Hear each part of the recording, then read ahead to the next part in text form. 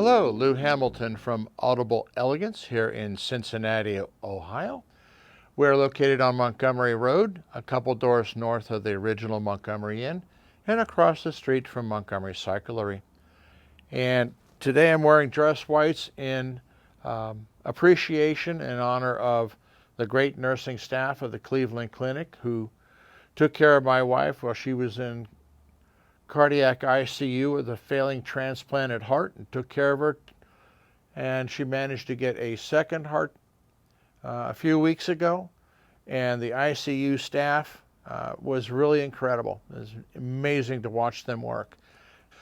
For those who find me boring, you might as well just go ahead and skip this video because it's stories about people in the industry and the difference between them.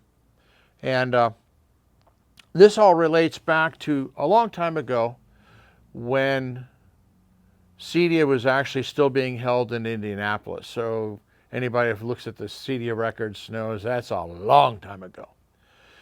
But in one show, there were two interesting events, much to the surprise of everybody.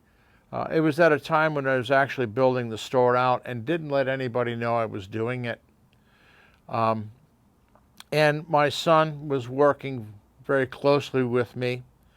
And it was the last day, you know, and so we decided to hightail it over to Indy. I was going to meet a couple different people. I actually had a very large order to place with one manufacturer. And when I arrived, the person who dressed me down because I was covered with all sorts of plaster dust and my baseball cap on, Neil's words to me is I looked like a truck driver, which I consider a great insult because I really like most truck drivers. Some of them are extraordinarily smart. But he was the guy who was actually going to get about a $100,000 order, and this was in the 90s. So he instantly walked himself right out of a major sale. About an hour later, my son and I go over and we visit Jim Thiel. Now, Jim Thiel was an extraordinary designer, very, very intelligent. But Jim was an extraordinary Southern gentleman.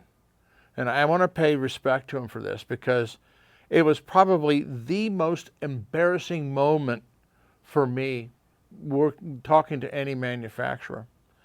So Jim is there and we walk up and we're talking to him. And my son proceeds to say, "Can you imagine how good this would all sound with Martin Logan speakers?"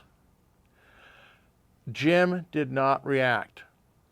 He just looked and he goes, "And just imagine how much better it would sound with Thiel speakers." And that was Jim. He did not take offense. He just basically tapped you and said, "Yes, but let's do this."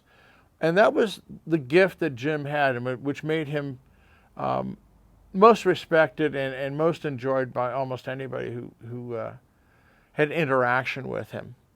And so I just wanted to lay that out because, you know, Jim unfortunately has died, but and his product is no more. But I think people should know a little bit about the type of people who were making the products, and some of you still own them. And that was Jim. So, Jim Thiel, thank you for the pleasure you brought in my life.